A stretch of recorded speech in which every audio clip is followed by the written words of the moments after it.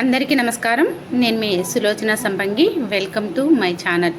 ఈరోజు టేస్టీ నాటుకోడి పులుసును తయారు చేసుకుందామండి. మా మరదలు చేసింది నాటుకోడి పులుసు. మరి నాటుకోడి పులుసు ఎలా తయారు చేసుకోవాలో చూసేద్దామా టేస్టీగా.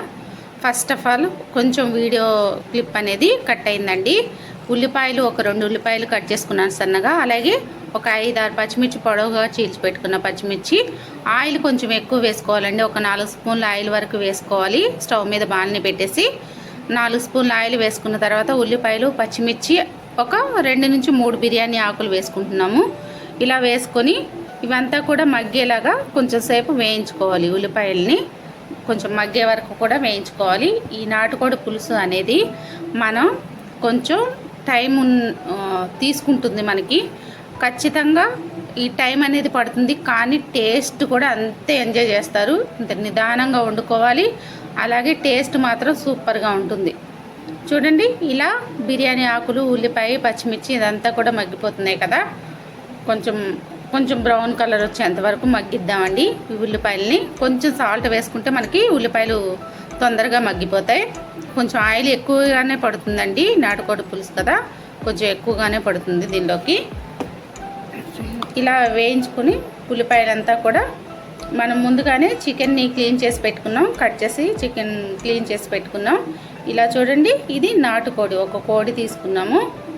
ఇలా కట్ చేసి పెట్టుకున్న ముక్కలన్నీ కూడా క్లీన్ చేసి ఈ ఉల్లిపాయలు మగ్గిపోయినాయి కదా, ఉల్లిపాయల్లోకి వేసేసుకుందాం.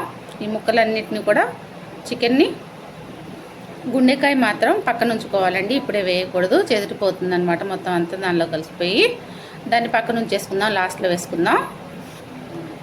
చూడండి, ఇలా మొత్తం అంతా కూడా ఈ చికెన్కి ఉల్లిపాయలు పచ్చిమిర్చి ఇది పట్టేంత వరకు కూడా మంచిగా కలుపుకోవాలి. ఇది కొంచెం సేపు మగ్గనివ్వాలండి. ఆయిల్లో బాగా వేయించుకోవాలి. ఇప్పుడు కొంచెం సాల్ట్ వేసామంటే దీనిలో ఉన్న వాటర్ అంతా బయటకు వచ్చేస్తుంది. దీనికి సరిపడా ఒక 2 స్పూన్లు సాల్ట్ వేసుకుందాం. ఇలా వేసుకొని గల్లుపైనే వేసుకోవచ్చు. ఇలా మనం ఇదంతా కూడా కలిపేసుకొని చక్కగా మూత పెట్టేసుకుందామండి. మూత పెట్టుకుంటే ఆవిరికి మంచిగా మగ్గుతుంది. ఈ చికెన్ అంతా కూడా వాటర్ అంతా కూడా బయటకు వచ్చేస్తాయి అన్నమాట. ఈ వాటర్లోనే ఎక్కువగా ఉడకాలి. ఈలోపు మనం మసాలా అనేది ప్రిపేర్ చేసుకుందాం. ధనియాలు ఒక 2 స్పూన్లు, అలాగే మిరియాలు ఒక 1/2 స్పూను, దాల్చిన చెక్క, అలాగే అనాస పువ్వు అంటాం కదా, అదొక అనాస పువ్వు ఒకటి. ఇవి వేసుకొని వేయించుకుంటున్నానండి. చూడండి, స్టవ్ మీద వేయించుకోవాలి. ఇలా వేయించుకొని ఇదంతా కూడా మసాలా పొడి పట్టుకోవాలన్నమాట మనం. చూడండి, ఇలా అంతా కూడా వేయించుకున్న తర్వాత ఇలా అల్లం వెల్లుల్లిని పేస్ట్ పట్టుకోవాలి. ఒక అల్లం ముక్క, అలాగే ఒక 5-6 వెల్లుల్లిపాయల వరకు తీసుకోవాలి. ఇలా కట్ చేసుకొని పెట్టుకున్నవి మిక్సీ పట్టుకోవాలన్నమాట. అల్లం పేస్ట్ పట్టుకోవాలి. అలాగే మసాలాను కూడా మనం పౌడర్ లాగా చేసుకొని పెట్టుకోవాలండి. పొడి మసాలా అంటాం కదా, గరం మసాలా, అది అవి 2 పట్టేసుకుంటే ఈలోపు చికెన్ కూడా మగ్గిపోయింది. చూడండి, మనకి ఇలా చక్కగా వాటర్ అంతా కూడా బయటకు వచ్చేసింది చికెన్లోంచి. ఇలా కలుపుతూ ఈ వాటర్ అంతా కూడా తొందరగా ఇంకిపోవాలంటే మనం పసుపు వేసుకోవాలి. దీనిలోకి 1 స్పూను పసుపు వేసుకోవాలి. పసుపు వేసుకొని ఇదంతా కూడా కలిపేసుకుందాం. చూడండి, చాలా టేస్టీగా ఉంటుంది. నాటుకోడి పులుసుకి మనం రెగ్యులర్గా చేసుకునే చికెన్ కర్రీకి చాలా తేడా ఉంటుంది. మరి అంతే టేస్టీగా మనం తయారు చేసుకోవాలి. ఇలా చూడండి, ఇదంతా కూడా చక్కగా కలుపుకున్న తర్వాత మొత్తం ఇంకిపోతుంది, వాటర్ అంతా కూడా ఇంకిపోతుంది. చూడండి, ఇలా అంతా కూడా కలుపుకోవాలి. వాటర్ ఇంకేంత వరకు వెయిట్ చేయాలండి. కొంచెం నిదానంగా ఉంటుంది ప్రాసెస్ అనేది. మనం మీడియంలోనే కుక్ చేసుకోవాలి. దీన్ని హైలో కుక్ చేసుకోవద్దు. ఇప్పుడు మీడియంలోనే ఉంది స్టవ్ అనేది. ఇలా వాటర్ అంతా కూడా దగ్గరకు వచ్చేసింది. మసాలాలు అన్నీ పట్టుకున్నాం కదా. ఇప్పుడు అల్లం పేస్ట్ వేసుకుందామండి. వాటర్ అంతా ఇంకిపోయిన తర్వాత అల్లం పేస్ట్ వేసుకుందాం. అల్లం పేస్ట్ వేసి ఇదంతా కూడా ముక్కలకంతా అల్లం మసాలా పట్టేలాగా కలుపుకుందామండి. కొంచెం సేపు వేయించుకుందాం దీన్ని.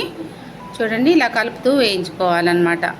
కొంచెం మిక్సీలో కొంచెం వాటర్ని కూడా పోసేసుకుందాం అల్లం పేస్ట్లోది. ఇలా అంతా కూడా ముక్కలకు పట్టించేలాగా మంచిగా పట్టించుకొని అల్లం పేస్ట్ని ఇప్పుడే ఫ్రెష్గా పట్టింది మాత్రమే వేసుకోవాలండి. మనం ముందే మిక్సీ పట్టుకొని స్టోర్ చేసుకున్న అల్లం పేస్ట్ వేసుకోకూడదు. ఈ నాటుకోడి పులుసుకి టేస్ట్ వచ్చేది అదే. ఇప్పుడే ఫ్రెష్గా పట్టి వేసుకోవాలన్నమాట. ఇలా కలిపేసుకొని మనం మూత పెట్టేసుకున్నాం కదా, ఒక్కసారి మూత ఓపెన్ చేసుకొని దీనిలోకి మనం ఇప్పుడు టమాటాలని కట్ చేసి పెట్టుకున్నామండి సన్న ముక్కలుగా. ఒక 4 టమాటాలు అనేది కట్ చేసి పెట్టుకున్నాను నేను. ఇప్పుడు గుండెకాయని పక్కన పెట్టాం కదా, అది వేసేసుకుందామండి. వేసుకొని ఒకసారి అంతా కూడా కలిపేసుకుందాం. చూడండి, ఇది మంచిగా మీడియంలోనే మగ్గించుకోవాలి. దీన్ని చాలా నిదానంగా ఉడుకుతుందన్నమాట. ఇది తొందరగా ఉడకదు నాటుకోడి అనేది. ఇప్పుడు ఈ టమాటా ముక్కలన్నిటిని కూడా వేసుకుందాం. ఒక చిన్న టమాటాలండి నేను తీసుకుంది 4. అదే పెద్ద టమాటా అనుకోండి 1-1.5 అయితే సరిపోతుంది. ఎక్కువ వేసుకోకూడదు దీనిలో టమాటాలు, ఎందుకంటే కొంచెం మనం పులుపు కూడా వేస్తాం. చింతపండు వేస్తే చాలా టేస్టీగా ఉంటుంది. దాని పులుసు కూడా పోస్తాం కాబట్టి మనం టమాటాలను తక్కువ వేసుకోవాలి. ఇక్కడ చిన్న టమాటాలు కాబట్టి నేను 3 వేసుకున్నాను. మీరు పెద్ద టమాటాలు అయితే 1.5 వేసుకోండి, లేకపోతే 1 వేసుకున్నా సరిపోతుంది. ఇలా టమాటాలంతా కూడా మగ్గిపోయాయి. చూడండి, మూత పెట్టేసుకున్నాం. మూత పెట్టి కొంచెం సేపు ఒక 5 నిమిషాలు మగ్గించిన తర్వాత తీస్తే ఓపెన్ చేసాం అనుకోండి, ఇలా మగ్గిపోయి ఉంటుంది. మనకి టమాటా అంతా కూడా మగ్గింది చక్కగా. ఇలా మొత్తం అంతా కలిపేసుకుందాం. ఒకసారి కలుపుకొని ఇప్పుడు ఏది వేసినా సరే మూత పెట్టేసి కొంచెంసేపు ఉడికించాలన్నమాట. దీన్ని ఇలా మగ్గిపోయేంత వరకు కూడా ఉడికించుకోవాలి మనం. ఇలా మూత పెట్టేద్దాం. కొంచెం దగ్గరకు వచ్చిన తర్వాత మనం కారం వేసేసుకుందామండి. ఒక 3 స్పూన్ల వరకు కారం వేస్తున్నాను. ఒక కోడి మొత్తం తీసుకున్నాం కదా, దానికి 3 స్పూన్లు కారం వేస్తున్నాను. చూడండి, ఇలా కారం వేసి మొత్తం అంతా కలిపేసుకోవాలి. కాశ్మీరీ కారం 1 స్పూన్ వేసారనుకోండి కలర్ చాలా బాగుంటుంది. ఒక 2 స్పూన్లు మామూలు కారం వేసుకొని 1 స్పూను కాశ్మీరీ కారం వేసుకున్నారంటే కలర్ సూపర్గా ఉంటుంది. ఇలా మొత్తం అంతా కూడా కలిపేసుకోవాలి. కారం కలుపుకున్న తర్వాత మళ్ళీ మూత పెట్టేసి ఒక 2 మినిట్స్ మగ్గించాలన్నమాట. మీడియంలోనే ఉంది కదా, మనకి ఏమీ అడుగు పట్టదు. ఇలా మీడియం ఫ్లేమ్లో చక్కగా కారం వేసి మగ్గించుకున్నాం. చూడండి, వాటర్ పోయకూడదు అప్పుడే. కారం వేసిన తర్వాత కూడా 2 మినిట్స్ మగ్గించిన తర్వాత ఒక్కసారి కలబెట్టుకుందాం ఈ కూర అంతా కూడా. చూడండి, ఇలా చక్కగా ముక్కలకంతా కూడా కారము మసాలా అంతా పట్టింది. ఇప్పుడు వాటర్ వేసుకుందామండి. నార్మల్ వాటర్ వేస్తున్నాను నేను, చింతపండు పులుసు పోయట్లేదు. నార్మల్ వాటర్ వేసుకొని ఒక గ్లాస్, పెద్ద గ్లాస్ వేసుకోవాలి వాటరు. ఎందుకంటే బాగా ఉడకాలి కదా, చికెన్ అనేది గట్టిగా ఉంటుంది, నాటుకోడి అనేది బాగా ఉడకాలి కాబట్టి ఒక గ్లాస్, పెద్ద గ్లాస్ వాటర్ పోసుకొని మూత పెట్టేసుకుందాం.